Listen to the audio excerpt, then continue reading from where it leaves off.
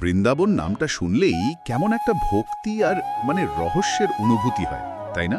ঠিক তাই। আমাদের হাতে থাকা সূত্র বৃন্দাবন শ্রীকৃষ্ণ লীলার পবিত্র ভূমি থেকে পাওয়া তথ্যগুলো বলছে এই জায়গাটার ঐতিহাসিক আর ধর্মীয় গুরুত্ব অপরিসীম। আজ আমরা সেই সূত্র ধরে জানার চেষ্টা করব কেন এই স্থানটি হিন্দু ধর্ম, বিশেষ করে কৃষ্ণ ভক্তদের কাছে এতটা প্রাণের। চলুন শুরু করা যাক। নিশ্চয়ই। বৃন্দাবন আসলে উত্তরপ্রদেশের মথুরা জেলার একটা অংশ, বৃহত্তর ব্রজভূমিরই অন্তর্গত। নামের মধ্যেই একটা মাধুর্য আছে, তাই না? বৃন্দা মানে তো তুলসী, আর বন মানে জঙ্গল বা বাগান। ও আচ্ছা, তুলসীর বন। হ্যাঁ, তুলসীর বন। এই নামকরণে কিন্তু এর আধ্যাত্মিকতার একটা ইঙ্গিত দেয়।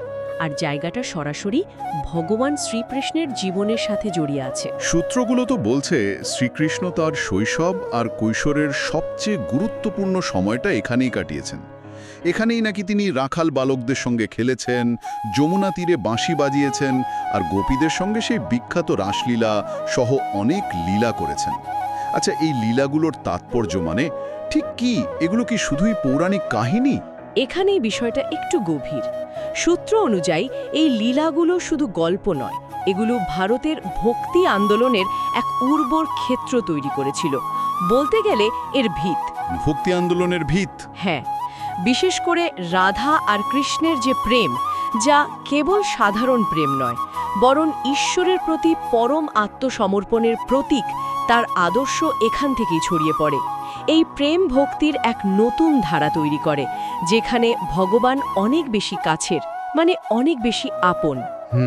রূপ গোস্বামী, সনাতন গোস্বামী, জীব গোস্বামী, সুরদাসের মতো অসংখ্য সাধক, তারা এই বৃন্দাবনের মাটিতেই সাধনা করেছেন, এই প্রেম ভক্তির তত্ত্বকে প্রতিষ্ঠা দিয়েছেন। হ্যাঁ, তাদের কথা তো জানি। তাদের লেখা, তাদের ভজন আজও ভক্তদের পথ দেখায়।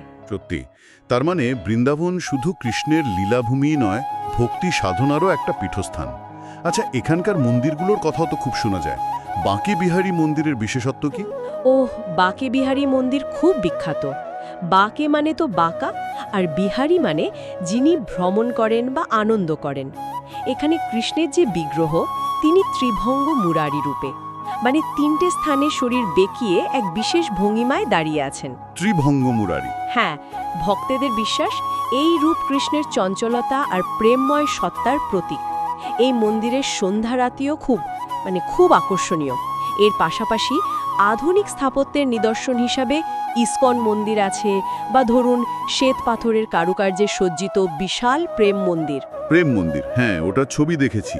সেখানে কৃষ্ণলীলার নানা দৃশ্য দারুণভাবে ফুটিয়ে তোলা হয়েছে। আর ওই রহস্যময় জায়গাগুলো, যেমন নিধিবন, শোনা যায় রাতে নাকি সেখানে মানুষের প্রবেশ নিষেধ। হ্যাঁ, নিধিবন বা সেবাকুঞ্জের মতো স্থানগুলো নিয়ে গভীর লোকবিশ্বাস জড়িয়ে আছে। ভক্তরা মনে প্রাণে বিশ্বাস করেন আজও প্রতি রাতে রাধা আর কৃষ্ণ তাদের সখীদের নিয়ে এখানে রাসলীলা করতে আসেন। আজও প্রতি রাতে? হ্যাঁ, এটাই বিশ্বাস। আর এই বিশ্বাসের জোর এতটাই যে সন্ধে নামার পরেই নিধিবন সম্পূর্ণ খালি করে দেওয়া হয়। পশু পাখিও নাকি থাকে না। আশ্চর্য। সেবাকুঞ্জ নিয়েও কিংবদন্তি আছে। কৃষ্ণ সেখানে রাধার সেবা করতেন। এগুলোকে নিছক গল্প কথা বলে উড়িয়ে দেওয়া যায় না, কারণ এই বিশ্বাসগুলোই বৃন্দাবনের আধ্যাত্মিক স্পন্দনকে, এই ভাইব্রেশনটাকে আজও টিকিয়ে রেখেছে। ইন্টারেস্টিং। এটা আমাদের ভাবতে বাধ্য করে বিশ্বাস কিভাবে বাস্তবতাকে ছাপিয়ে যেতে পারে বা এক ভিন্ন বাস্তবতা তৈরি করতে পারে। সত্যি অদ্ভুত। এখানকার উৎসবগুলো তো খুব রঙিন হয় শুনেছি, বিশেষ করে হোলি। ঠিক বলেছেন। জন্মাষ্টমী, রাধাষ্টমী এখানে বিপুল উৎসাহে পালিত হয়। তবে বৃন্দাবনের হোলি বারসানার লাঠ্ঠমার হোলি, সেটা তো বিশ্ববিখ্যাত।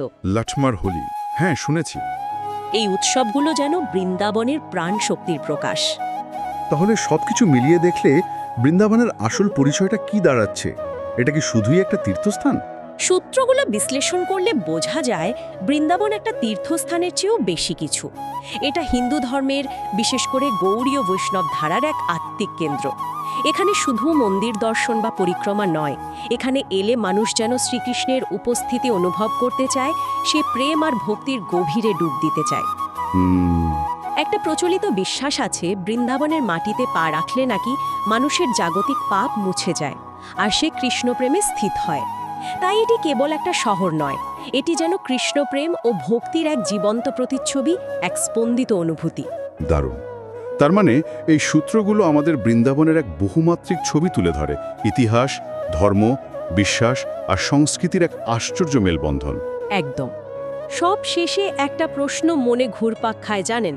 বলুন। সূত্র বলছে বৃন্দাবনের প্রতিটি কোণায়, প্রতিটি ধূলিকণায় নাকি কৃষ্ণলীলার স্মৃতি জড়িয়ে আছে, আজও সেই স্পন্দন নাকি অনুভব করা যায়। কিভাবে একটা স্থান তার আধ্যাত্মিক শক্তি, তার এই প্রবল অনুভূতি হাজার হাজার বছর ধরে এমন জীবন্ত রাখতে পারে। এই অদৃশ্য শক্তি বা বিশ্বাস কিভাবে প্রজন্ম থেকে প্রজন্মে সঞ্চারিত হয়ে চলেছে, এটাই হয়তো বৃন্দাবনের সবচেয়ে বড় রহস্য আর আকর্ষণ। সত্যি ভাবনার বিষয়।